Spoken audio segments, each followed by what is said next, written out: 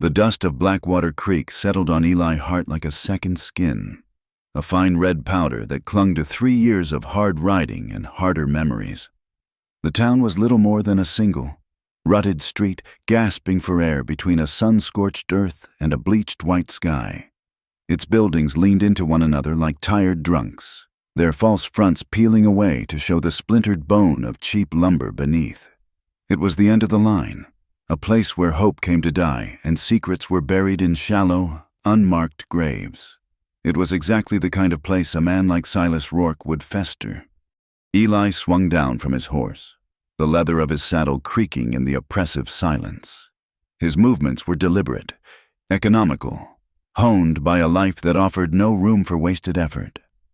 He tied the reins to a hitching post outside the saloon, giving the mare a soft pat on the neck that was more a promise than an affection.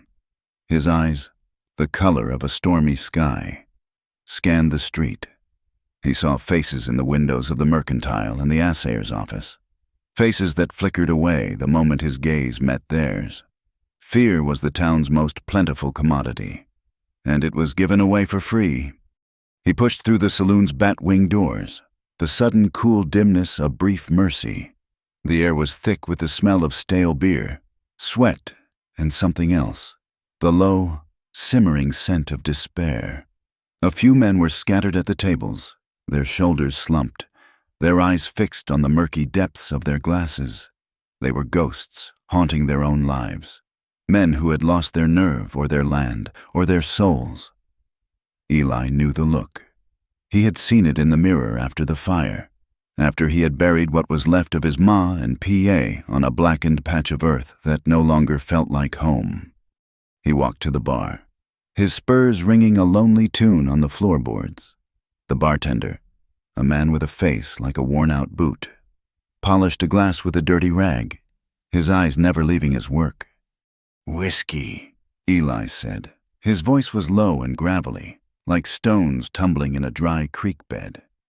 The bartender poured a measure of amber liquid into a glass and slid it down the bar without a word.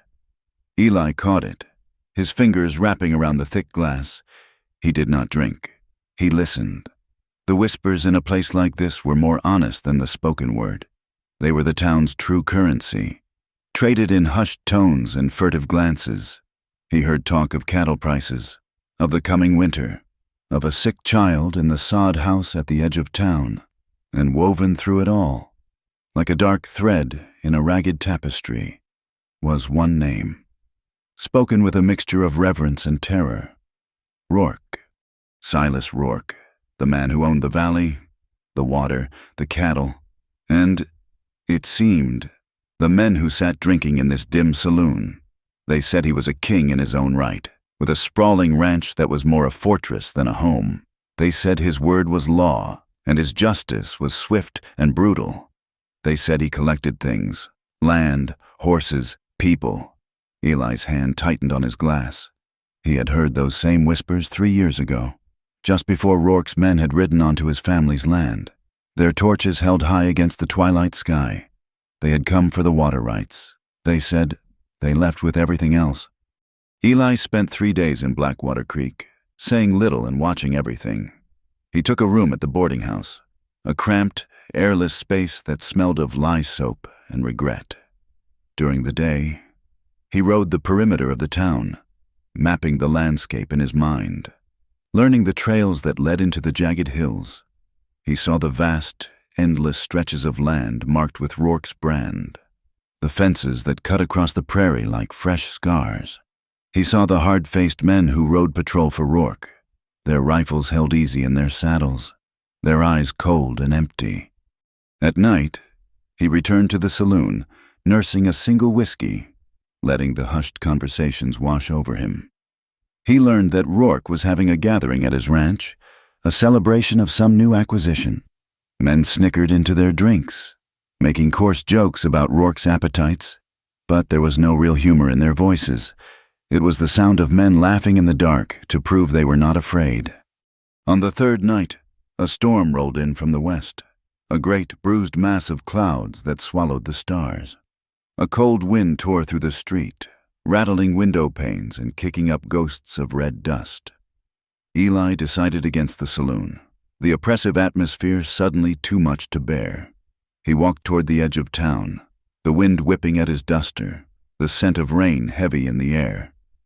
He needed the open space, the clean bite of the coming storm. As he passed the livery and the adjacent livestock pens, a sound snagged at the edge of his hearing. It was faint, nearly lost in the rising howl of the wind. A soft, rhythmic sound, like a wounded animal. He stopped, listening, his body tense. It came again, a choked, desperate sob, followed by the dry rattle of a chain. His hand went to the Colt peacemaker at his hip, his instincts sharpened by years of solitude and danger. He moved toward the sound, his boots making no noise in the soft dust. It was coming from a dilapidated stable at the far end of the pens, a structure that looked as if a strong gust of wind might knock it over. The door hung crooked on a single hinge, groaning as the wind pushed against it. He peered into the darkness, his eyes adjusting slowly. The air inside was foul, thick with the smell of old manure and misery. In the far corner, huddled in a pile of filthy straw, was a figure. He could not make out much at first, just a small, trembling shape. Then, a flash of lightning illuminated the interior for a split second. A stark, brutal tableau. It was a woman, or a girl. It was hard to tell. Her hair was a matted tangle of dark strands, her dress torn and stained. Her face was smudged with dirt, tracked with the clean paths of recent tears. Her wrists were raw and bloody, chafed by the heavy iron cuffs that bound them to a thick chain. The chain itself was bolted to a support beam, giving her only a few feet of movement. She was rail-thin, her cheekbones sharp angles beneath her skin, her body a collection of bruises in various shades of purple and yellow. But it was her eyes that held him. In the fleeting light, they had locked with his, and he saw not fear, not pleading, but a blazing, defiant fire. It was the look of a cornered wolf, an unbroken spirit trapped in a cage of battered flesh. Another sob escaped her, a sound of pure, undiluted grief, but she quickly stifled it, her jaw clenching. She glared at him, a silent challenge, as if daring him to show pity, to show anything at all. Eli's own past was a ghost that walked beside him every day, a constant, aching presence. He had seen cruelty, had known loss so profound it had hollowed him out. But this was different. This was a deliberate, systematic breaking of a human being, a desecration that made his stomach turn. The cold fury that had been simmering inside him for 3 years began to boil. He stepped into the stable, pulling the door shut against the wind. The darkness returned, but the image of her was burned into his mind. He did not speak. Words were useless here. They were a currency for a world that had abandoned this place.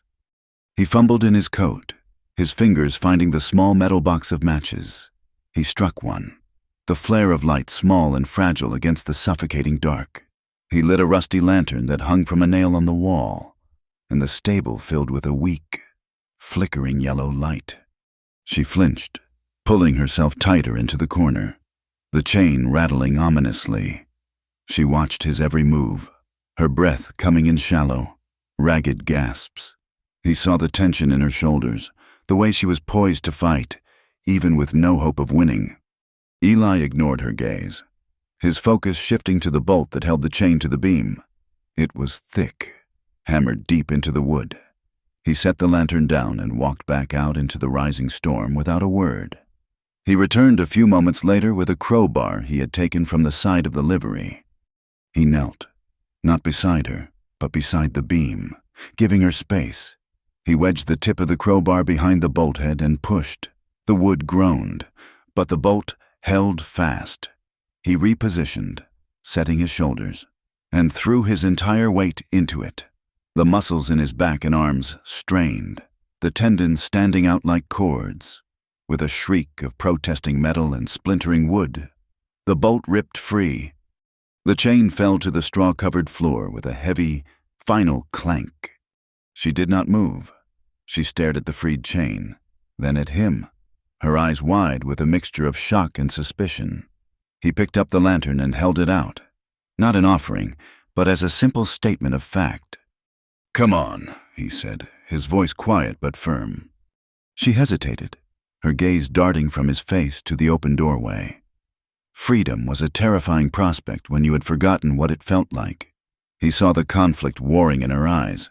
He did not press, did not move closer. He simply waited, a patient silhouette in the lantern light. Finally, with a slow, deliberate movement that seemed to cost her every ounce of her strength, she got to her feet. She swayed, her legs unsteady, and he saw then how truly starved she was. He fought the urge to reach out, to steady her. She would see it as a threat, not a kindness. She had to do this on her own. She took a shuffling step, the heavy cuffs still dangling from her wrists, dragging a short length of chain between them. She walked past him, her head held high, that same fire burning in her eyes. She did not look at him, did not thank him. She did not need to.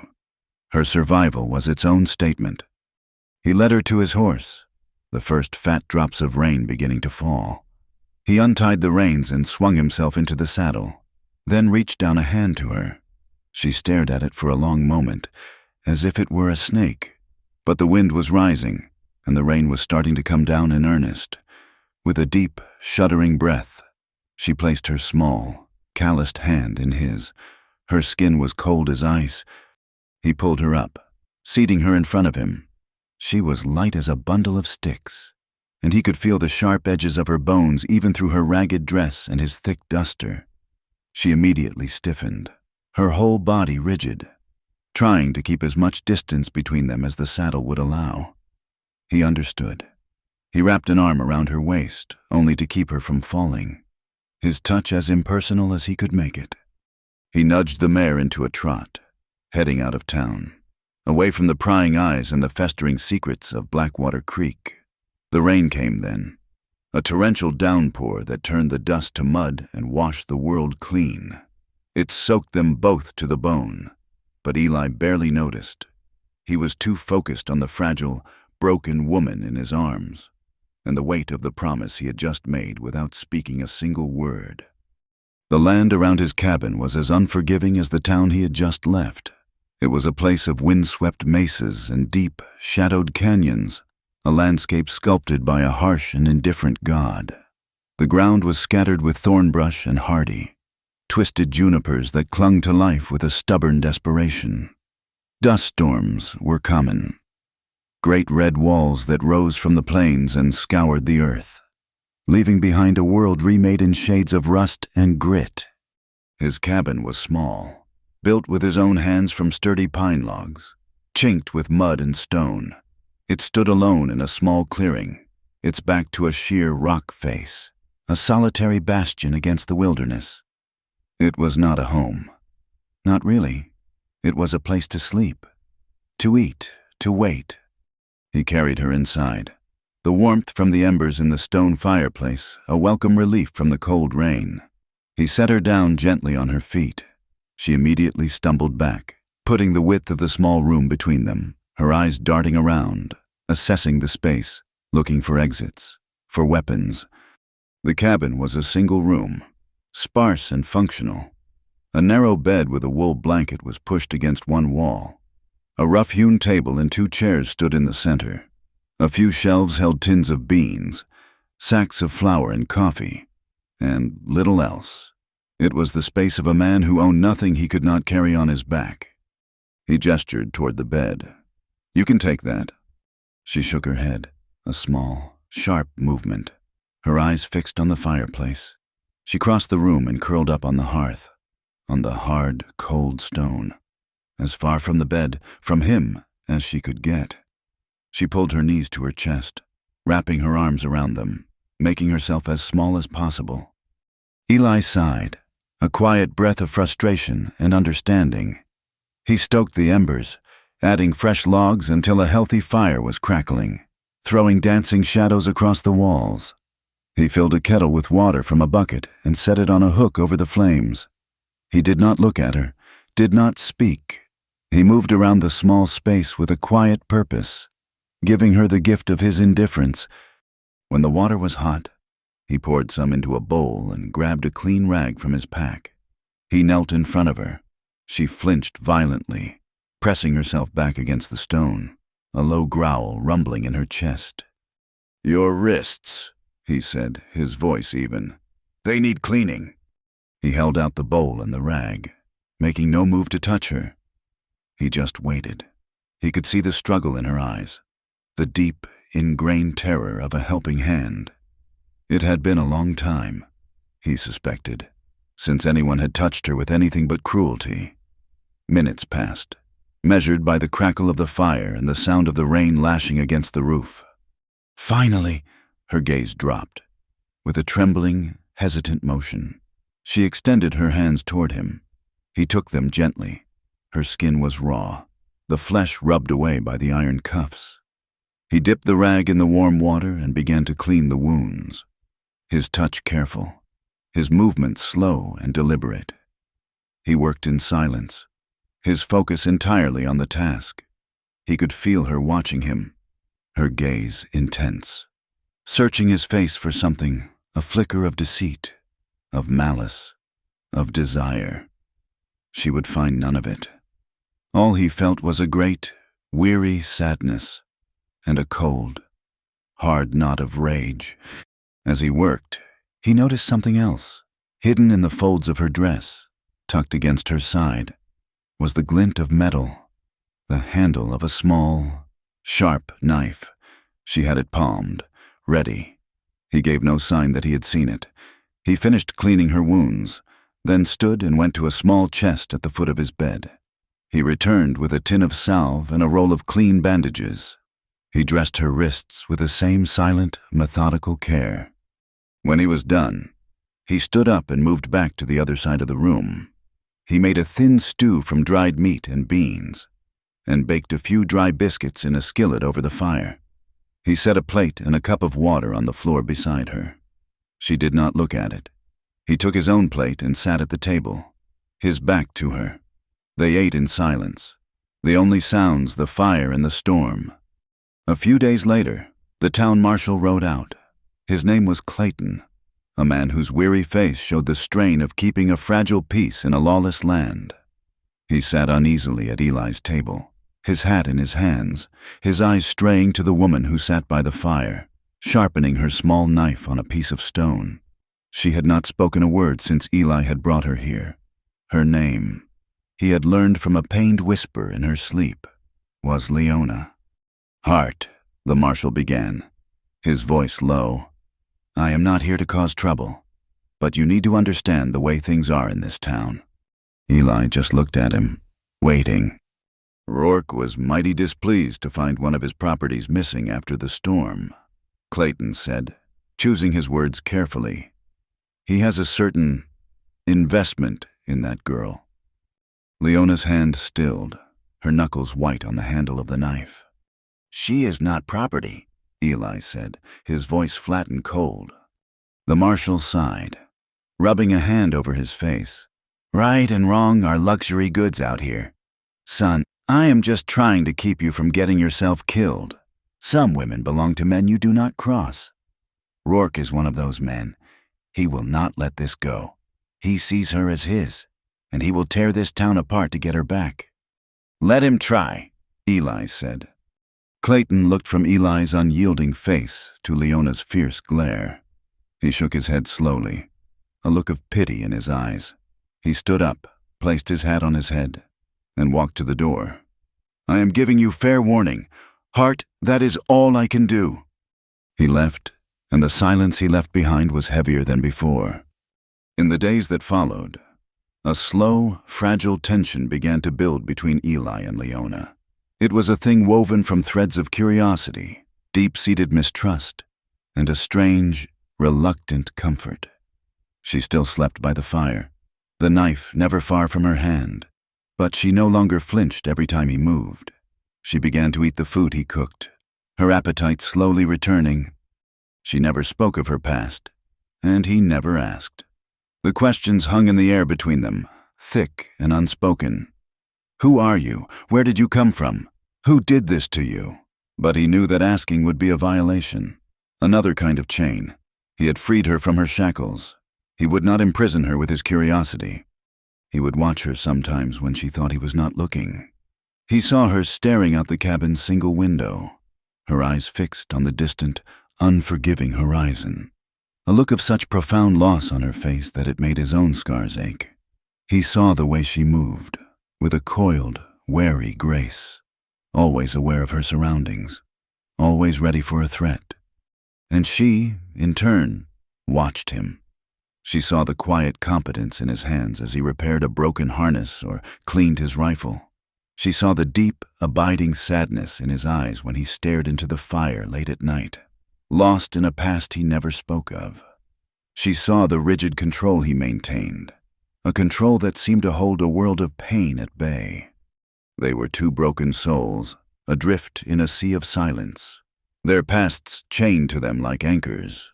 They circled each other in the small cabin, two wary, wounded creatures learning the slow, difficult language of trust.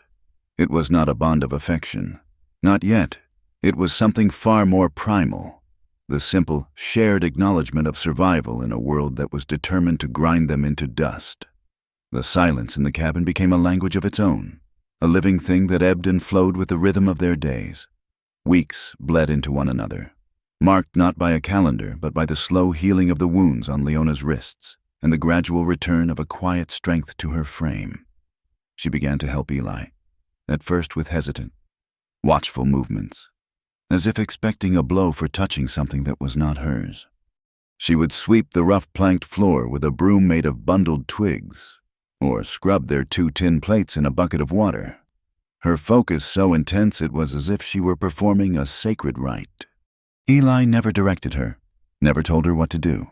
He simply went about his own chores, and she, in her own time, found a place within that routine. He would come in from chopping wood to find the fire stoked and a pot of coffee brewing. She would watch him mend a tear in his shirt with clumsy, unpracticed fingers.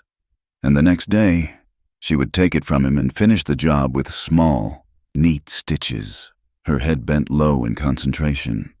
She spoke little, her voice a fragile, rusty thing when she did. A quiet thank you when he handed her a plate of food, or a whispered, "It is cold," as she added another log to the fire. Most of their communication was unspoken. A shared glance when a coyote howled in the distance, a slight nod of her head to indicate the water bucket was empty. Eli found a strange comfort in this quiet companionship. After 3 years of speaking only to his horse or to men he did not trust, her silent presence was a balm, a quiet affirmation that he was not entirely alone in the vast, empty wilderness. But the ghost of her past was always there, a third occupant in the small cabin. She flinched at any sudden, loud noise, the sharp crack of an axe splitting a log, the metallic clang of a dropped skillet, the distant report of a hunter's rifle. Each sound would make her body go rigid, her eyes wide with a terror that was stark and absolute. She would retreat into herself for hours afterward, her gaze turned inward to a place he could not see. He learned to move more quietly, to set things down with care, to warn her with a soft word before he began a noisy task. It was a small thing, but it was a form of care he could offer, a shield against the phantoms that haunted her. One morning, the sun beat down with an early autumn intensity. Eli was outside, splitting the last of a fallen pine into logs for the coming winter. He had stripped off his shirt, the heat of the work making sweat trickle down his back. He paused, wiping his brow with his forearm, and turned to grab the water canteen hanging from a nail on the cabin wall. Leona was standing in the doorway, her arms full of kindling. Her eyes met his for a barest second before they darted away, a faint flush rising on her cheeks. She turned and hurried back inside, her movement stiff and unnatural. He had noticed it before. Whenever he was shirtless, whether washing in the basin in the morning or working in the heat of the day, she would avert her gaze. She would find something to busy her hands with, her eyes fixed on the floor, on the wall, on anything but him. It was not maidenly shyness. It was something deeper, something tinged with fear. He understood, with a sickening certainty, that a man's bare skin was, for her, a prelude to pain. He started wearing his shirt even when the heat was oppressive.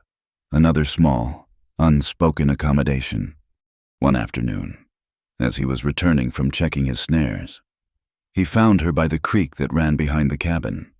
She was on her knees, washing her hair, her back to him. The tattered dress she always wore was soaked through, clinging to her thin frame, and it was then that he saw them. Scars, a terrible, chaotic map of violence etched into the pale skin of her back. Some were old, faded white lines, thin as thread. Others were newer, angry pink welts that spoke of more recent brutality. They crisscrossed her shoulder blades, a lattice of cruelty that told a story he did not need to hear to understand. It was the work of a whip, or a belt, or a cruel hand that knew how to inflict pain that lasted. A cold, murderous rage settled in his gut. It was a familiar feeling, the same rage that had simmered inside him since the night he had watched his home burn against the starry sky. But this was sharper, more personal. The rage he felt for his parents' death was a thing of grief and loss. This was a rage for the living, for the desecration of the quiet, wounded woman who swept his floor and mended his shirts. He turned and walked away before she could see him. The image of those scars burned behind his eyes. He did not ask her about them. He never would. Her body was her own history, and she would share it if and when she chose. The first snows of winter dusted the peaks of the surrounding mountains, a stark white warning against the deep blue of the sky. The days grew shorter, the nights colder. They worked together to prepare, a shared, urgent purpose driving them. They spent days gathering firewood, their movements falling into an easy rhythm. He would swing the axe, the clean thud of the blade biting into wood echoing in the crisp air. She would gather the split logs, her arms straining with the weight, and stack them in neat, high piles against the cabin wall. They worked from sunup to sundown, speaking little, their shared labor a conversation in itself. They survived on a simple diet of stew made from the rabbits he caught, thickened with the last of their flour. They ate dry biscuits and drank black, bitter coffee. It was a hard, meager existence, but it was a shared one, for the first time since he had lost his family. Eli felt a flicker of something that resembled contentment. It was not happiness, not yet. It was something quieter, more fundamental. It was the feeling of two people standing together against the vast, unforgiving indifference of the world. One evening, as a pot of stew bubbled over the fire, she finally spoke. He was cleaning his rifle, the familiar, methodical movements a comfort to him. She sat on the hearth, staring into the flames, her face illuminated by the flickering light. "They came at night," she said, her voice so quiet he almost did not hear her over the crackle of the fire. He stopped his work, his hands still. He did not look at her, but his entire being was focused on her words. "Raiders," she continued, her voice flat, devoid of emotion. "My papa tried to fight them. They killed him first. Then my mama—" She paused, taking a deep, shuddering breath. "I was sold, at an auction, like a horse or a cow. A man bought me." Eli's knuckles were white where he gripped the rifle. He could feel the blood pounding in his ears. He waited for her to go on, his own silence an invitation. He wanted a wife for when he had guests, and something else for when he did not. Her voice was barely a whisper now. "His name is Silas Rourke." The name hit Eli like a physical blow. The world seemed to narrow, the cabin walls closing in, the air growing thick and heavy. Silas Rourke, the man who had taken everything from him, the man whose name was a curse on his lips, the focal point of 3 years of hatred and vengeance. It all clicked into place, a terrible, sickening alignment of fates. The faceless brute who had scarred Leona's back and the greedy cattleman who had burned his ranch to the ground were one and the same. His quest for revenge and his act of rescue were not separate paths. They were a single road, leading straight into the heart of the same darkness. He looked at her then, truly looked at her. He saw not just a victim he had saved, but a fellow survivor. They were both haunted by the same ghost, branded by the same man. His personal vendetta was no longer just his, it was theirs. He said nothing of this to her. He simply nodded, a slow, deliberate movement. "I know the name," he said, his voice a low growl. The quiet confirmation was all that was needed. She understood from his tone that he knew more than just the name. She saw the flicker of recognition, the hardening of his jaw, and a new, unspoken understanding passed between them. The first major snowstorm of the season hit a week later. It came without warning, a swirling white curtain that descended from the gray sky, erasing the world. The wind howled like a banshee, rattling the door in its frame and piling drifts of snow against the cabin walls. They were trapped, prisoners in their small wooden sanctuary. The fire was their anchor, a roaring beast that held the biting cold at bay. For 2 days, they existed in the small circle of its warmth and light. The world outside ceased to exist. There was only the sound of the wind, the crackle of the fire, and the quiet presence of each other. On the second night of the storm, the cabin was colder than it had ever been. A draft snaked in through a chink in the logs, a persistent, icy finger. They huddled close to the hearth, wrapped in their blankets. Leona was trembling, a deep, uncontrollable shivering that shook her entire body. Eli could see the goosebumps on her arms, the bluish tinge to her lips.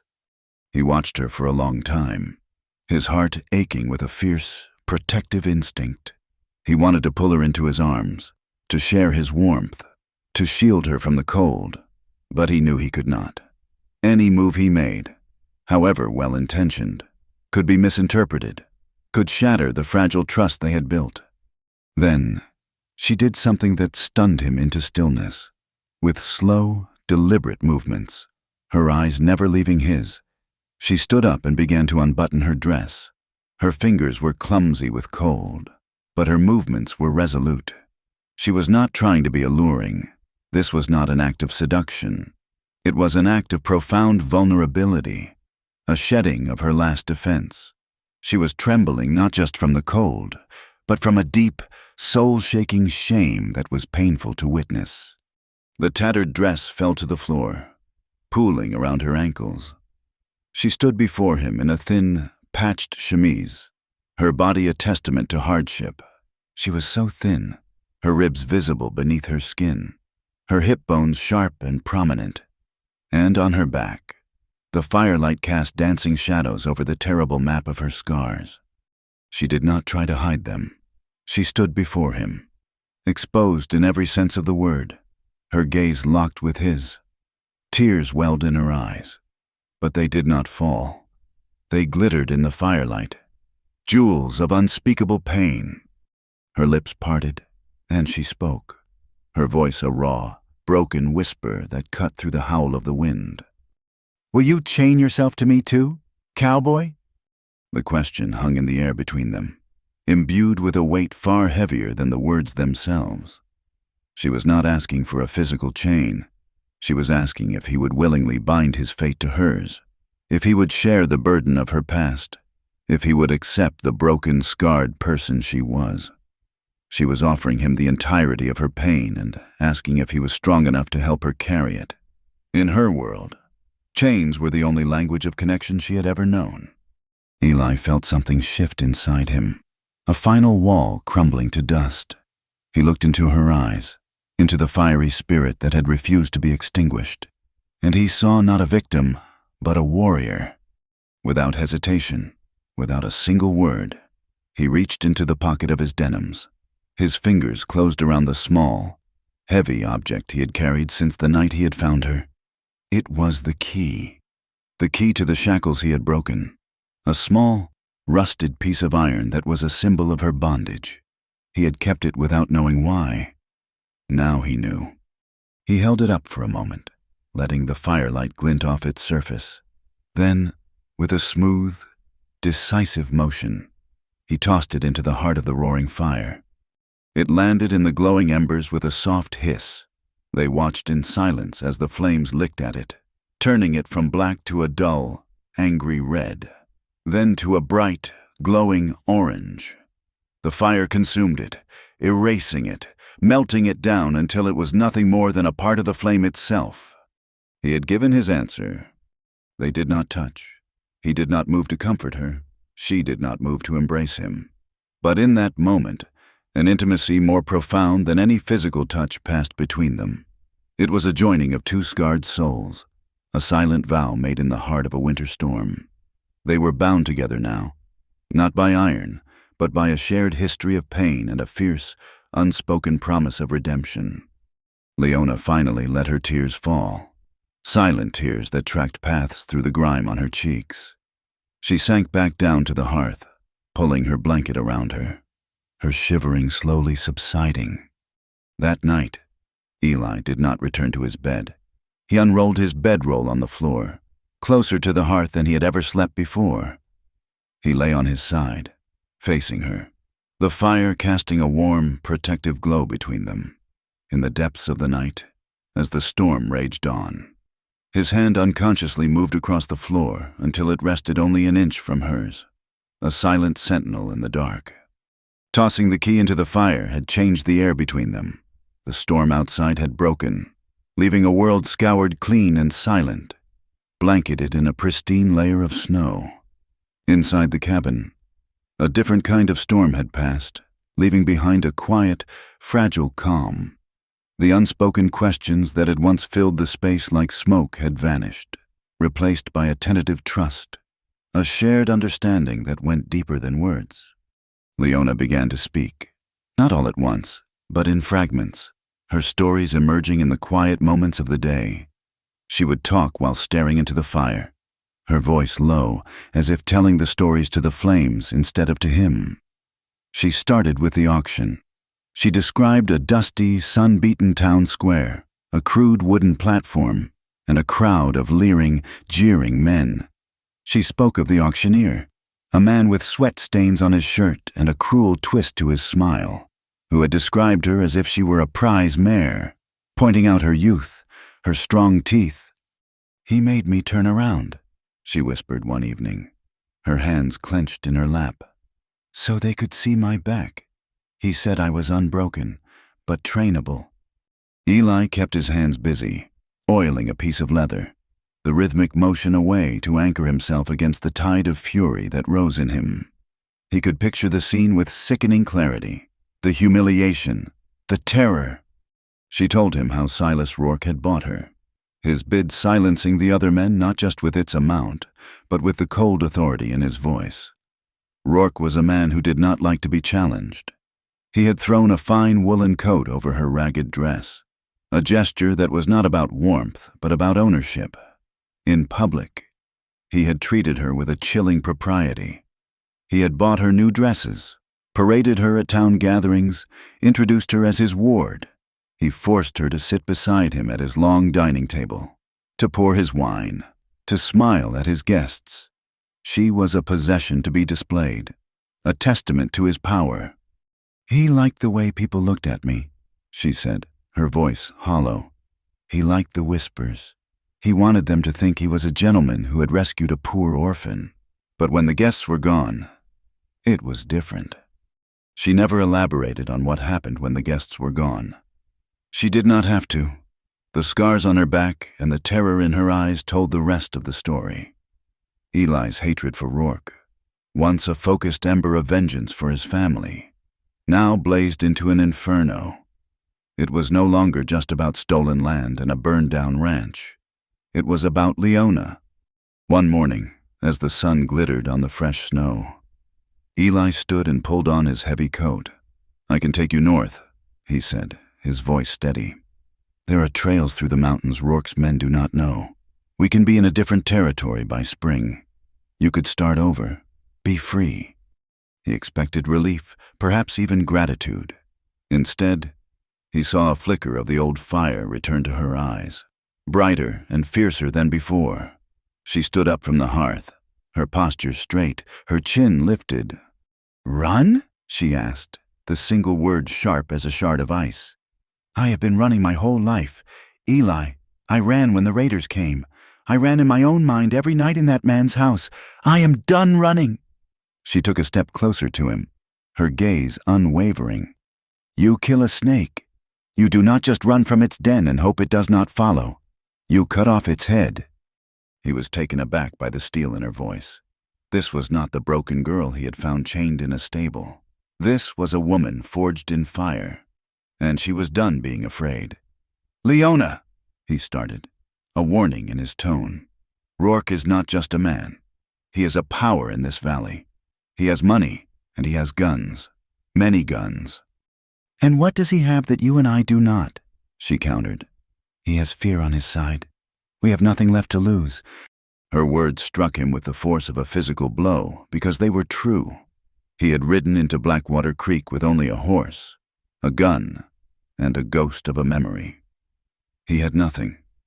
But now, looking at her, at the fierce determination on her face, he realized he had found something worth fighting for beyond simple revenge. He was no longer just a man hunting a memory. He was a man protecting a future.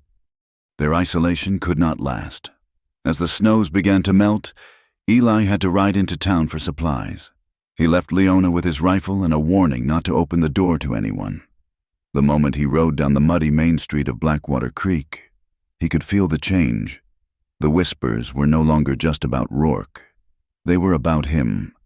He saw the townsfolk gather in small, tight knots, their conversations stopping as he passed, their eyes following him with a mixture of fear and morbid curiosity. They looked at him as if he were a man who had knowingly disturbed a hornet's nest. In the mercantile, the clerk, a balding man with nervous, darting eyes, measured out flour and beans with trembling hands. "You are a fool. Hart," he muttered, his voice low enough not to be overheard by the other customers. "You stole from the devil himself. He will not forget it." Eli paid him without a word and left. The suspicion was a thick, suffocating blanket over the town. He was an outsider who had meddled in things that were not his concern, and in doing so, he had upset the town's fragile, corrupt ecosystem. He had brought trouble, and they resented him for it. The judgment was not always so subtle. One afternoon, a stout, severe-looking woman blocked his path as he was leaving the livery. Her hair was pulled back in a tight, unforgiving bun, and she clutched a leather-bound Bible to her chest like a shield. He recognized her as Martha, the preacher's wife. "Mr. Hart," she said, her voice dripping with sanctimonious disapproval. "The good people of this town are concerned. We are a God-fearing community. We cannot abide sin in our midst." Eli's hand tightened on the reins of his horse.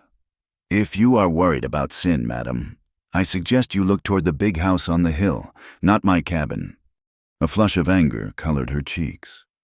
"We know about the girl you are keeping. The branded girl. Living in sin with a creature like that, outside the bonds of holy matrimony. It is an abomination. You are bringing God's wrath down upon all of us." "Branded?" Eli's voice was dangerously quiet. "The only brand on that girl was put there by the man your preacher likely takes donations from every Sunday." He stepped closer, his shadow falling over her.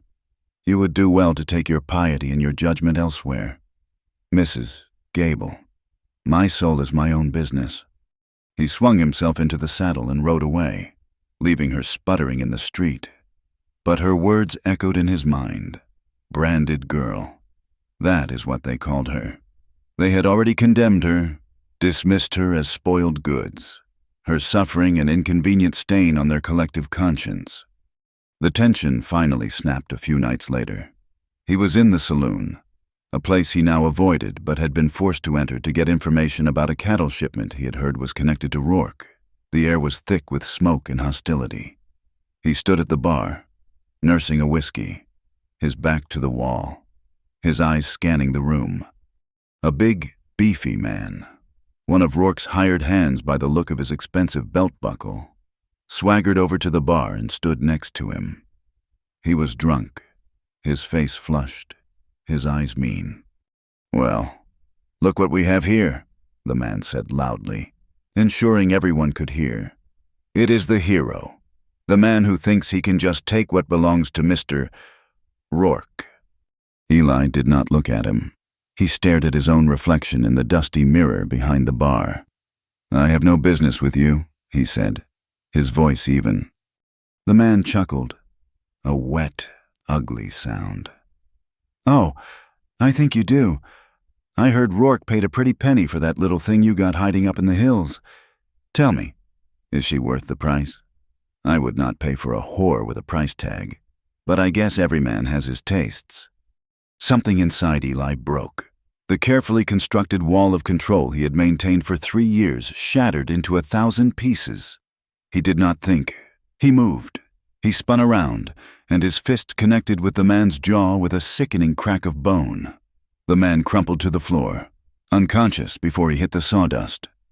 The saloon went dead silent. Every eye was on him. Eli stood over the fallen man, his chest heaving, his knuckles bloody. He looked around the room, his eyes blazing with a cold fire, daring anyone else to say a word. No one did.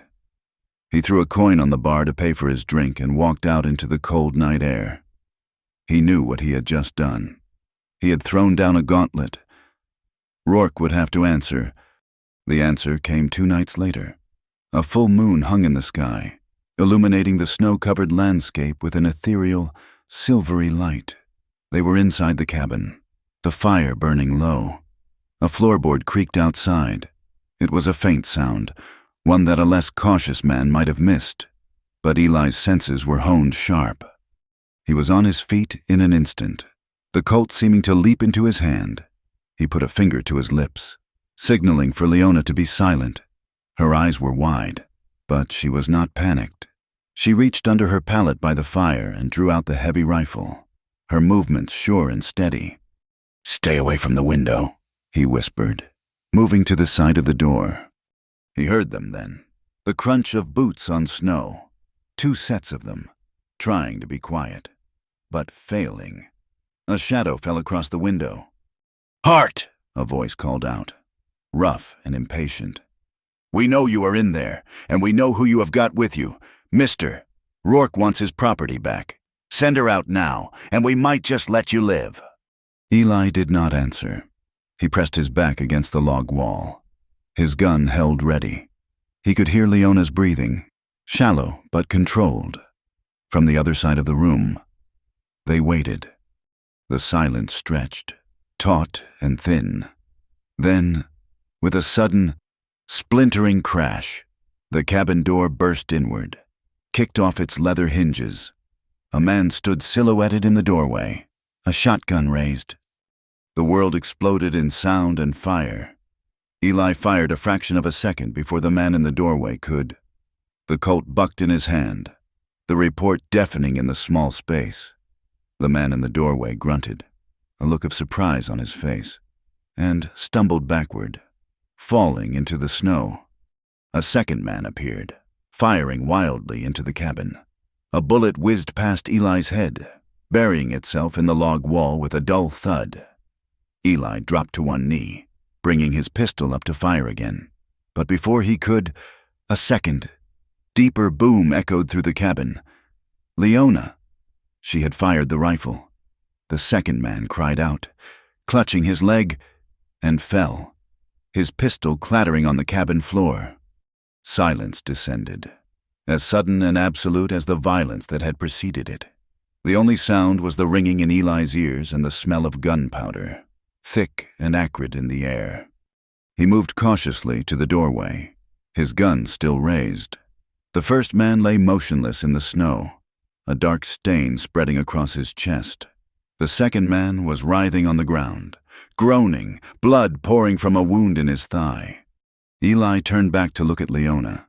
She stood in the center of the room, the heavy rifle still in her hands.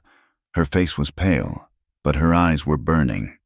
A stray splinter from the doorframe had cut her cheek, and a thin trickle of blood ran down her face, stark and red against her pale skin. She looked at the blood on the snow, at the dead man, at the one who was wounded and whimpering, and then her eyes met Eli's. "I do not want protection anymore. Eli," she said, her voice shaking but filled with a terrible, unyielding resolve. "I want justice." They dragged the wounded man inside and tied him to a chair. The dead man they took behind the cabin. The ground was frozen solid, and it was brutal work digging a shallow grave in the moonlit snow. They worked together, the rhythmic scrape and crunch of the shovel the only sound. When they were done, they stood over the freshly turned earth, their breath pluming in the cold air. Leona was covered in blood. The dead man's blood was on her dress, on her hands. The blood from her own cheek had traced a path to her chin. She looked wild, broken, and beautiful. She turned to him, her eyes searching his face in the pale moonlight. "He will send more, will not he?" "Yes," Eli said, his voice grim. She reached out and touched the cut on his knuckle from the saloon fight. Then she raised her hand and touched the cut on her own cheek. Blood, his and hers, mingled on her fingertips. And then she leaned in and kissed him. It was not a kiss of desire, or passion, or romance. It was a kiss of desperation, of shared grief and burning rage. It tasted of gunpowder and blood and the cold night air. It was a raw, bruising collision of two souls who had seen too much death, a frantic affirmation of life in the face of it. It was a seal on a pact made in violence and sealed in blood. When they broke apart, they were both trembling. "I had a fiancée once," he said, the words torn from a place deep inside him he had kept locked for years. Her name was Anna. He stared out at the dark, snow-covered trees, but he was seeing a different time, a different place. Outlaws came through our land. They hurt her when they were gone. She seemed all right, but a week later, I found her by the creek. She had taken her own life. He finally looked at her, his own pain a raw, open wound.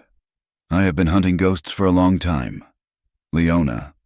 She understood then, all of it. The depth of his quiet sadness, the source of his protective fury. His fight was not just for her. It was for Anna. It was for a justice he had been denied years ago. Their pain was not identical, but it rhymed. It was the same terrible song, sung in a different key. She reached out and took his hand, her small, cold fingers lacing with his. They did not need to speak.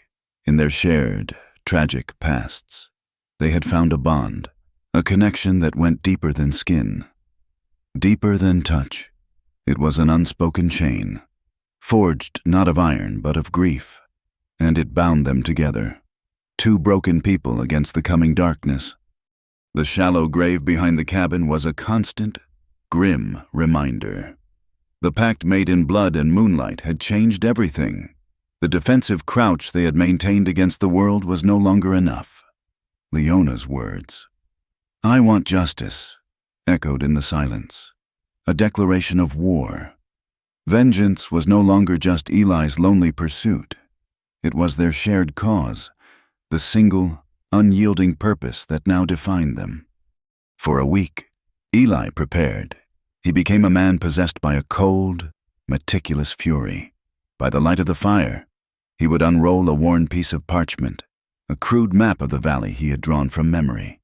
With a piece of charcoal, he marked Rourke's sprawling estate, the main house, the bunkhouse, the stables, the perimeter fences. He planned with the grim precision of a seasoned general, considering lines of sight, guard patrols, and points of weakness.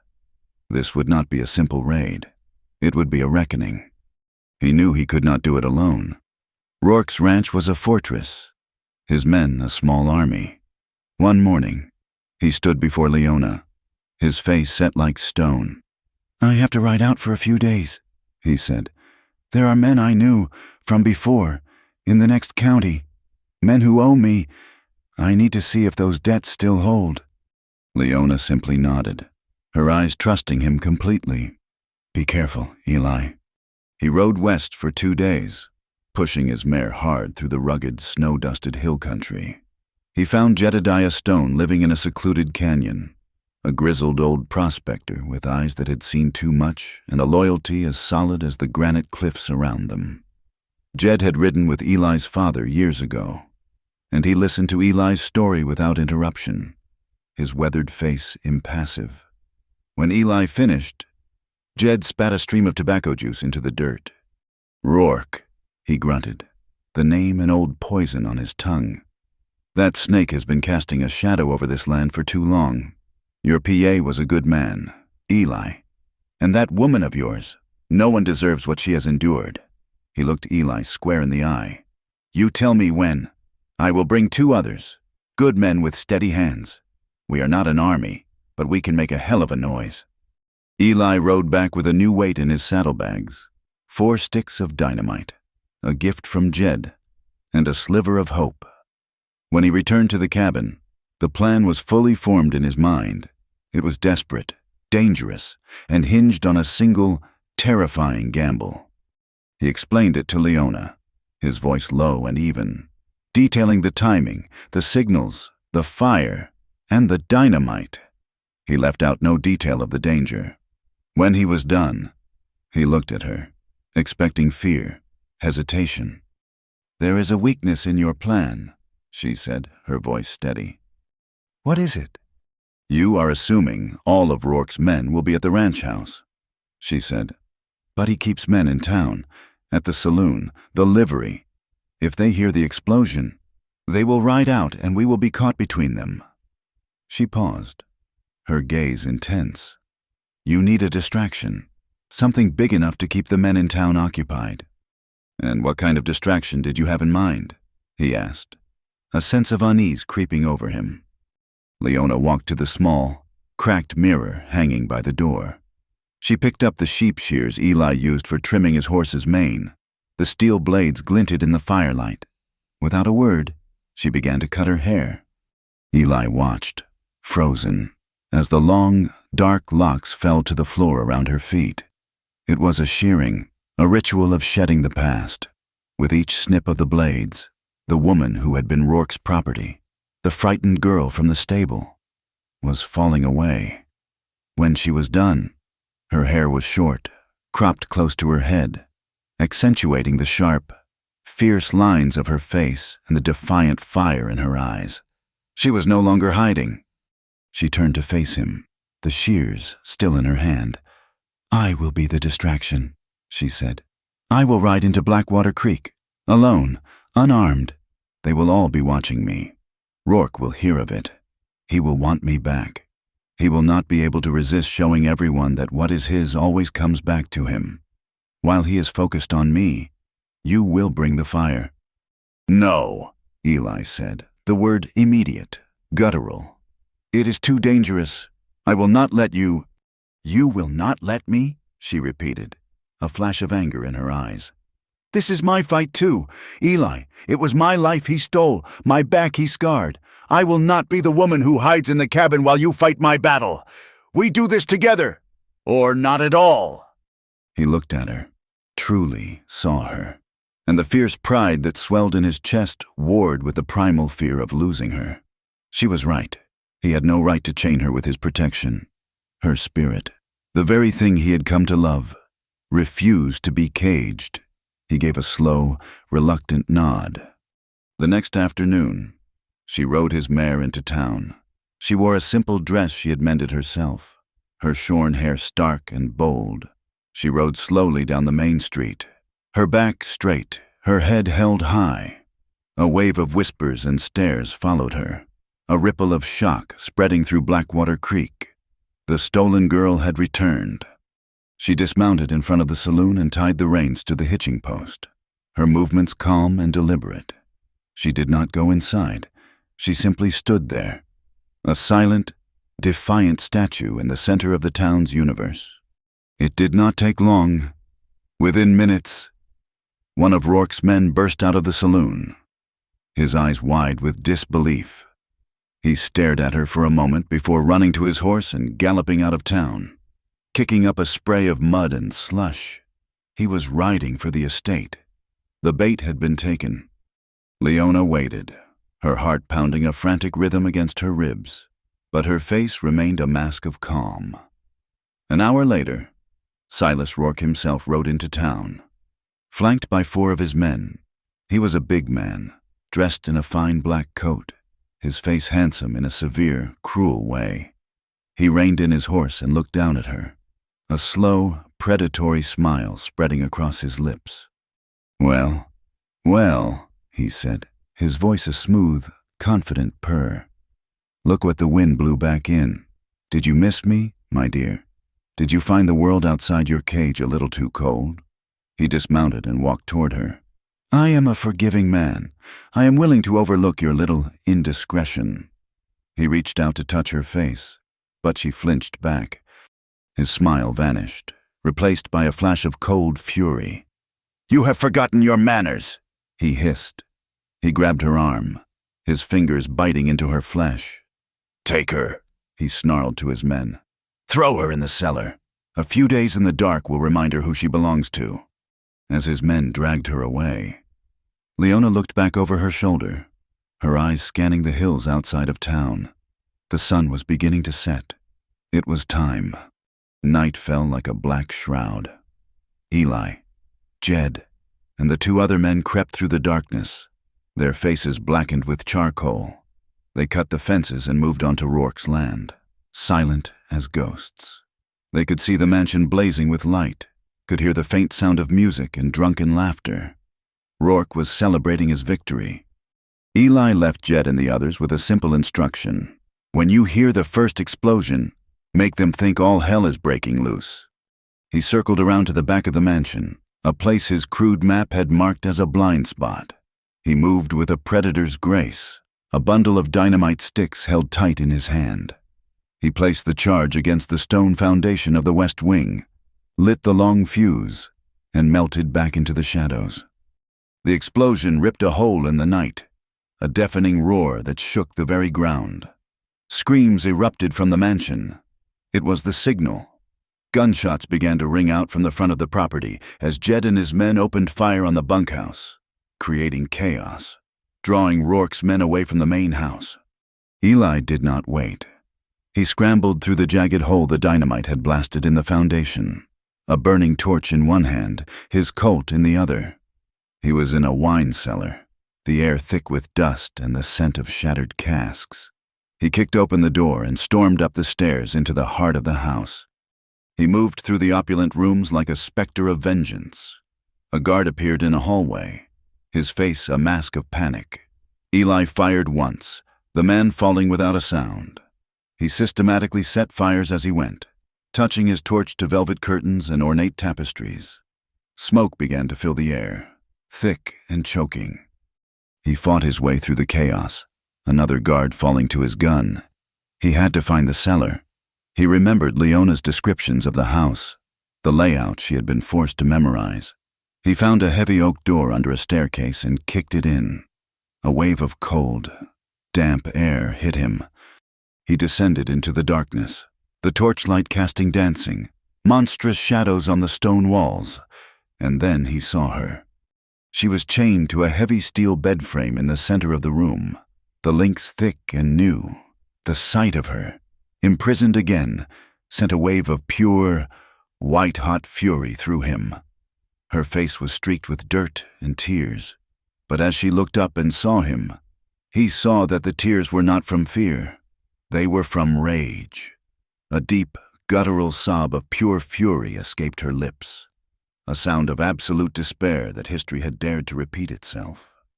"Eli!" she choked out, her voice raw. He was at her side in an instant, examining the heavy padlock that held the chain to the bed frame. It was too thick to shoot, too strong to break. He looked at her, at the raw anger in her eyes, and a fierce, possessive love unlike anything he had ever known surged through him. He dropped the torch to the floor and unbuckled his belt. The buckle was heavy, made of solid steel. He knelt, wedged the thick end of it into the shackle of the padlock, and with a guttural roar, he twisted. The metal groaned, strained, and then with a sharp, Explosive crack. The lock shattered. He pulled the heavy chain from her, throwing it across the room where it landed with a deafening clatter. He cupped her face in his hands, his thumbs wiping away her furious tears. He leaned in close, his voice a ragged whisper against her ear. "No one chains what I love." The mansion was groaning around them, the roar of the fire growing louder. They scrambled up the stairs and into a world of smoke and flame. The heat was immense, the air searing to breathe. Timber cracked and splintered above them. They fought their way toward the front of the house, the main entrance now a wall of fire. "This way," Eli yelled, pulling her toward a side room where a large window looked out onto a snow-covered lawn. He smashed the glass with a chair and helped her climb through. As he was following her, a searing pain exploded in his left shoulder. He cried out, his arm going numb. One of Rourke's men, staggering through the smoke, had fired a lucky shot. Eli fell through the window, landing hard in the snow beside Leona. The cold was a shock, but the pain in his shoulder was a hot, spreading fire. The mansion behind them was being consumed, a great roaring pyre lighting up the night sky. They stumbled away from the inferno, into the relative safety of the trees. They collapsed together in a drift of snow, exhausted, bleeding, but alive. Leona tore a strip from her dress and pressed it hard against his shoulder, her hands trembling. He was fading, the world turning gray at the edges. He could feel the warmth of his own blood melting the snow beneath him. He looked at her, her face illuminated by the light of the burning mansion, her eyes wide with terror for him. She took his good hand and pressed it flat against her heart, her own tears now falling freely, freezing on her cheeks. Her voice was a fierce, desperate vow, a chain of words to anchor him to the world. "If you die tonight, Eli," she whispered, her voice breaking, "I will chain myself to your ghost." He felt the frantic, steady beat of her heart beneath his palm. He knew what she meant. It was a promise of a bond that not even death could break. He managed a faint, bloody smile, and then the darkness took him. The world came back to Eli in waves of searing pain and disorienting fever dreams. He was trapped in a recurring nightmare of fire and snow, the smell of burning pine mingling with the metallic tang of his own blood. He would hear Leona's voice, a desperate, fierce whisper, vowing to chain herself to his ghost, and he would fight his way back toward the sound, clawing his way out of the suffocating darkness. He awoke to a world of rough-hewn timbers and the smell of pine smoke and herbal poultices. He was in a small, unfamiliar cabin, lying on a narrow cot. The pain in his shoulder was a deep, throbbing ache, but the fire of the fever had broken. Leona was asleep in a chair beside him, her head resting on her arms, her shorn hair framing a face etched with exhaustion. Even in sleep, she held a damp rag in one hand, ready to cool his brow. Jedediah Stone, the old prospector, was the one who had saved them. He and his men had found them in the snow, a breath away from death, and had carried them to his hidden cabin, a secluded shelter tucked deep in the granite teeth of the mountains. For days that blurred into a week, Leona and Jed had fought to keep Eli anchored to the world of the living. She had cleaned his wound, fed him broth, and spoken to him in low, urgent tones, her voice a lifeline in the feverish dark. While Eli healed, the valley below was in turmoil. The fire at the Rourke estate had been visible for miles, a great, angry beacon in the night. By morning, all that remained of the mansion was a smoking, blackened skeleton of foundation stones and charred chimneys. The news spread through Blackwater Creek like a disease, a cocktail of fear, speculation, and a forbidden, burgeoning hope. Silas Rourke was presumed dead, consumed by the inferno he had built. In the initial shock, a hush fell over the town.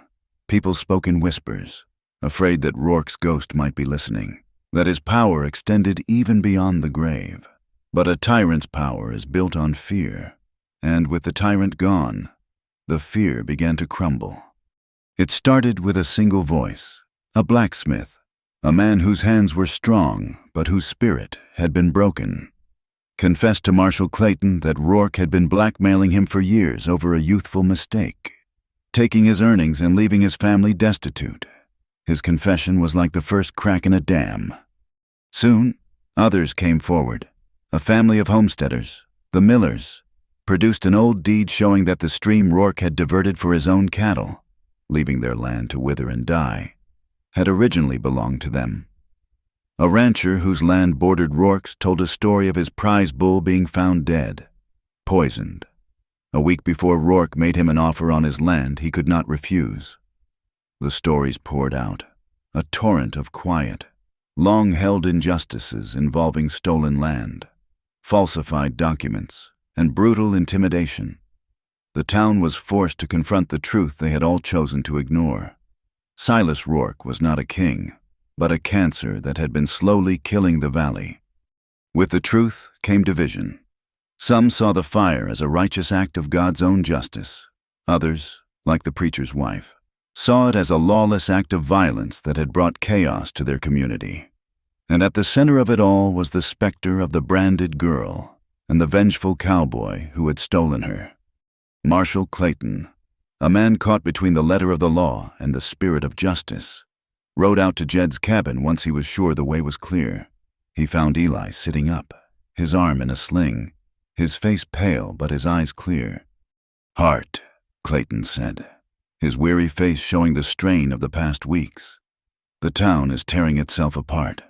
We are holding a formal hearing. We need to create an official record of Rourke's crimes. We need testimony." He turned his gaze to Leona, who stood by the fire, watching him with wary eyes. "Your testimony, Miss, we need you to tell them what he did." A cold silence fell over the cabin. Eli started to protest, to say she had been through enough, but Leona silenced him with a look. She had been a ghost for too long, a whisper in the dark. The thought of speaking her truth in public, of giving voice to the horrors she had endured, was terrifying. But the thought of remaining silent was worse. It would mean that Rourke, even in death, still had power over her. "I will do it," she said, her voice quiet but firm. The day of the hearing, the town hall was packed.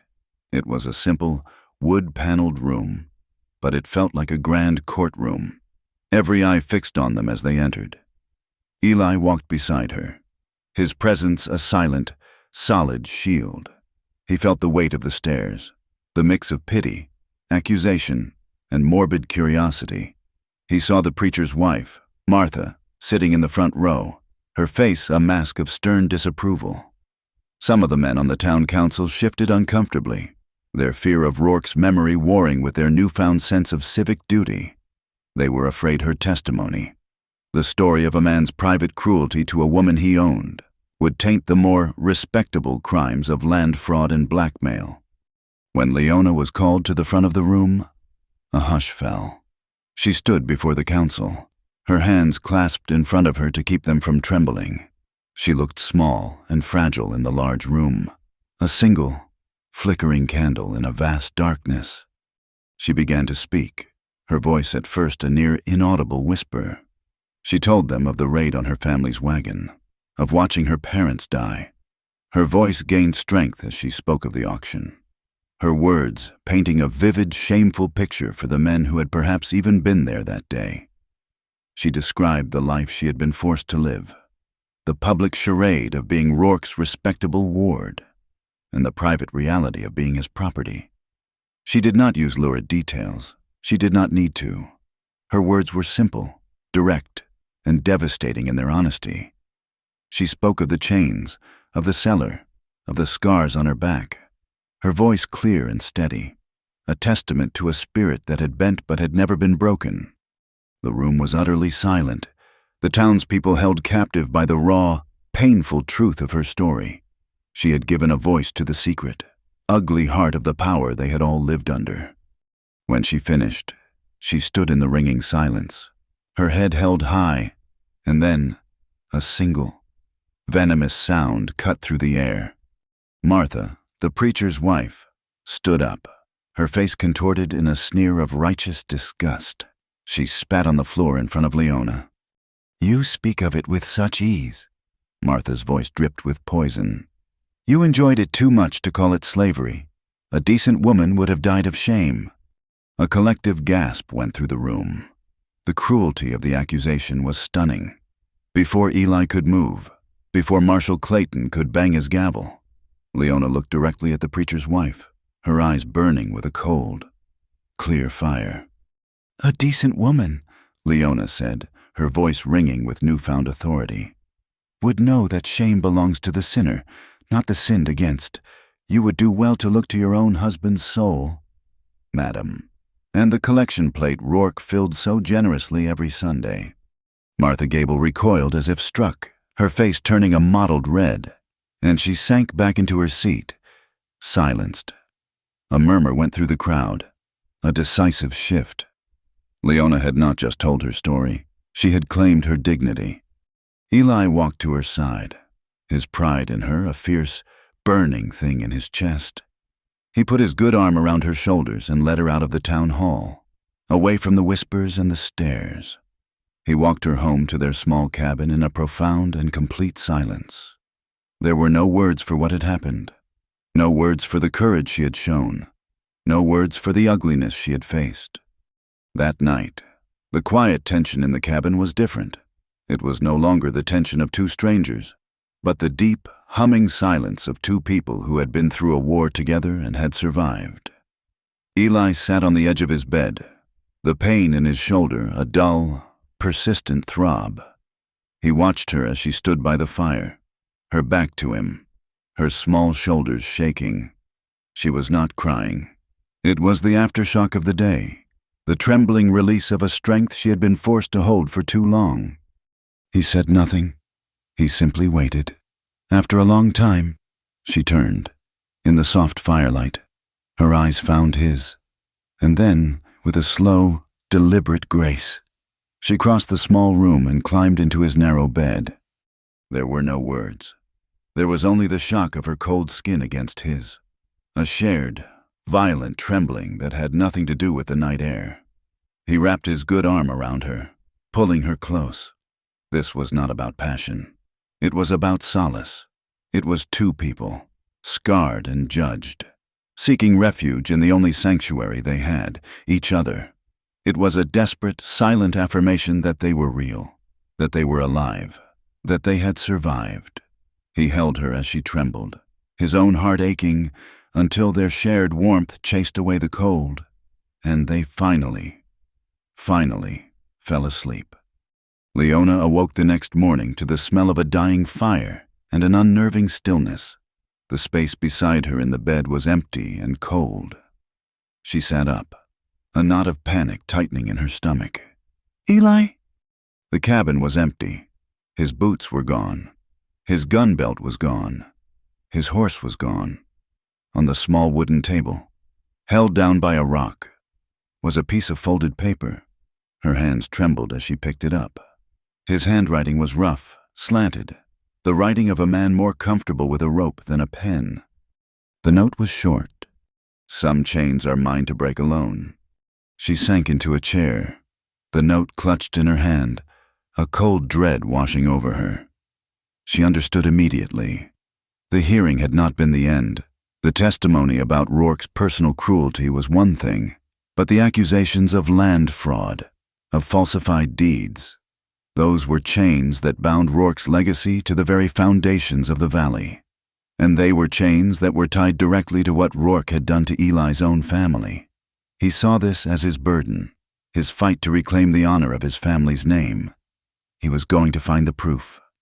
And to do that, he would have to go to the one place where Rourke would have kept such things. A small, hidden office in a remote canyon. A place he used for his most sensitive business. A place Leona had overheard him speak of once. It was a dangerous, desperate move, if Rourke had somehow survived the fire, or if any of his most loyal men were still alive. Going to that place was a death sentence. He had left her behind to protect her, to keep her safe from the final, bloody chapter of his own past. He was trying to sever the chain between them, to take the last most dangerous part of their shared burden onto himself. A year ago, even a month ago, she might have stayed. She might have wept and waited, a damsel in the fortress he had built for her. But she was not that woman anymore. He had broken her chains of iron, and she, in turn, had broken her own chains of fear. He had faced down her ghosts. Now, she would face down his. His burdens were hers now, not by force, but by choice. She stood up, her movements filled with a new, unyielding purpose. She strapped on the spare gun belt Eli had left, the leather heavy and unfamiliar around her hips. She checked the rifle, loaded it, and gathered what little food was left. She walked out of the cabin and into the cold morning light, her eyes fixed on the trail his horse had left in the damp earth. She followed him, this time, not to be saved, but to save him. The tracks were easy to follow. Eli was a man driven by a singular purpose, not by stealth. He was heading for a narrow, box canyon 3 hours' ride from the cabin, a place whispered about in town as one of Rourke's private retreats. Leona urged the horse she had taken from the stable, a skittish but strong-willed gelding, into a steady trot, her eyes fixed on the path ahead. The rifle lay across her lap, a cold, heavy weight of responsibility. She was no longer the hunted. She was the hunter.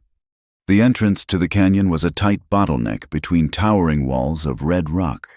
She dismounted, tying the horse to a scraggly juniper where it would be hidden from view.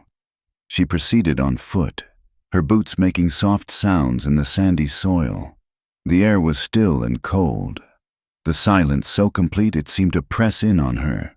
As she rounded a sharp bend, she heard it, the sickening, wet thud of a fist hitting flesh, followed by a low grunt of pain. She peered around the rock. In a small clearing stood a dilapidated line shack, the one Eli had been heading for, and in front of it, the scene from her nightmares was playing out. Eli was on his knees, his face a bloody mask. His wounded arm hung uselessly at his side, the sling torn away. Standing over him was a tall, lean man with a cruel, thin-lipped smile she recognized instantly. Marcus Thorne. He had been Rourke's most trusted lieutenant, a man whose quiet sadism was even more terrifying than Rourke's explosive rages. Marcus drove his boot into Eli's ribs, and Eli collapsed onto his side, coughing, a spray of blood darkening the sand. Thorne laughed, a low, ugly sound. "You are not so tough without your little whore to help you, are you, Hart?" he sneered. Rourke might be gone, but his accounts are not settled. "He paid for you," he said, his dead eyes shifting for a moment as if looking for her. "And he paid for your ranch. I am just here to collect the debt."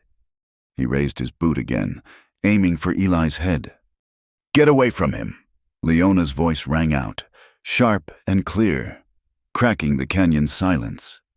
Thorne froze, spinning around. His eyes widened in surprise, then narrowed in a predatory grin as he saw her standing 20 yards away, the heavy rifle raised and leveled at his chest. "Well, well," he said, slowly raising his hands. "The happy family, reunited." Eli pushed himself up on one elbow, his one good eye squinting to focus on her. "Leona," he rasped. "Get out of here." "I am not leaving you," she said, her voice steady, her eyes locked on Thorne. Her finger was on the trigger. Her hands were surprisingly still. This was justice. This was the snake's head. All she had to do was squeeze. "Go on, girl," Thorne taunted, his smile widening. "Do it. Avenge your master. Avenge your cowboy. Or are you just going to stand there and watch him die?" She saw the scene in her mind, the flash, the recoil, the man falling. It would be so easy. A fitting end. He deserved it. He deserved to die 100 times over for the things she knew he had done, for the casual cruelty in his eyes. But her finger would not move. She looked into his eyes, and she did not see a monster. Not entirely. She saw a man, a vile, wretched man, but a man nonetheless. To kill him like this, in cold blood, was a line she could not cross. It was the one part of her that Rourke and his men had never managed to touch, the part that still recoiled from the final, irrevocable act of taking a human life. It was a victory, in its own way, but in that moment, it felt like a catastrophic failure. Her hesitation was all the opening Thorn needed. With a snarl, he lunged, not at her, but at Eli, kicking Eli's colt, which lay in the sand, far out of reach. He dropped onto Eli's back, his hands closing around Eli's throat. "Shoot, Leona! Shoot!" Eli choked out, his face turning a dark, purplish shade. But she could not. She could not risk hitting Eli. Her moment of choice had passed. Dropping the rifle, she charged forward, her only weapon the fury that had been building inside her for years. She threw herself onto Thorn's back, clawing at his face, his eyes. He roared in pain and anger, shaking her off as if she were a bothersome dog. She fell hard, the breath knocked from her lungs. But her attack had given Eli the second he needed. With a desperate, primal surge of strength, he bucked, twisting his body. His wounded shoulders screamed in agony, but he ignored it.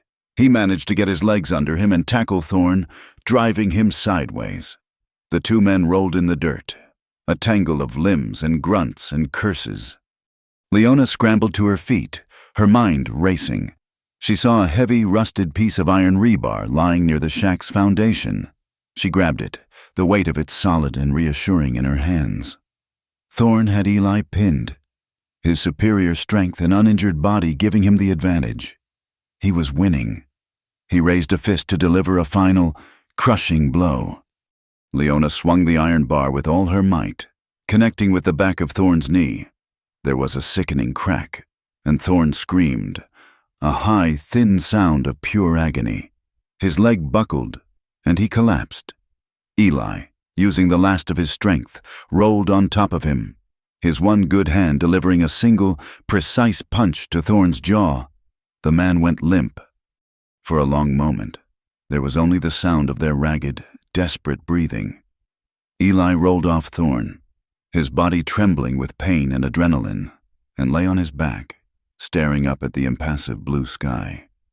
Leona dropped the iron bar and crawled to his side. "You came back," he breathed, a ghost of a smile touching his bloody lips. "Some chains," she whispered, her voice thick with tears, "are meant to be shared." They tied Thorn with his own belt and left him for the buzzards or the law, whichever found him first. Inside the shack, it did not take them long to find what Eli had been looking for. In a locked metal box hidden beneath a loose floorboard was a leather-bound ledger. It was all there, meticulously recorded details of Rourke's criminal empire. There were the original true deeds to a dozen ranches, including the Hart homestead, right next to the forged documents he had used to claim them. There were letters detailing his blackmail schemes, his plans to poison wells and rustle his own cattle to drive his neighbors out. It was the snake's head, not in a single man, but in a book filled with ink and paper. It was the proof that could finally, truly set the valley free. Their ride back to town was a slow, painful procession. They were both exhausted, bruised, and bloodied, leaning on each other for support. When they rode down the main street of Blackwater Creek, a hush fell over the town. They looked like ghosts, two figures who had walked through hell and had somehow, impossibly, returned. Eli, grim-faced, walked straight into the marshal's office and dropped the ledger onto his desk. "This is the real law in this valley. Marshal," he said. "Now you can finally enforce it." The ledger changed everything. With incontrovertible proof of his crimes, Silas Rourke was legally and officially condemned. The cloud of fear that had lingered over his memory finally dissipated. The town council, bolstered by the written evidence, formally nullified Rourke's fraudulent land claims, and as a final act, they issued a legal decree, a piece of paper that felt both monumentally important and utterly insignificant. It declared Leona a free woman, her sale and servitude rendered null and void, a crime for which the perpetrator was now posthumously condemned. She was free. She had always known it in her heart, but now the world knew it too. The town, however, remained a place of fractured opinions. Some, like the Miller family and the other homesteaders who got their land back, hailed Eli and Leona as heroes. They would stop them in the street, their eyes filled with a gratitude that was humbling. But others, the more pious and self-righteous, still kept their distance. They would see Leona in the mercantile and whisper behind their hands, their eyes still holding the old judgment. She was still, to them, the tainted girl, a woman whose history was a stain they did not want near their own clean lives. Eli and Leona paid them no mind. They were building their own world, one that did not need the approval of others. With the small amount of money he had saved, and a loan from the now grateful town bank, Eli bought back a small parcel of his family's original land. It was not the whole ranch. Not yet, but it was a start. It was a piece of home. They spent the last weeks of winter rebuilding the small cabin that had once stood there, the one Rourke's men had burned to the ground.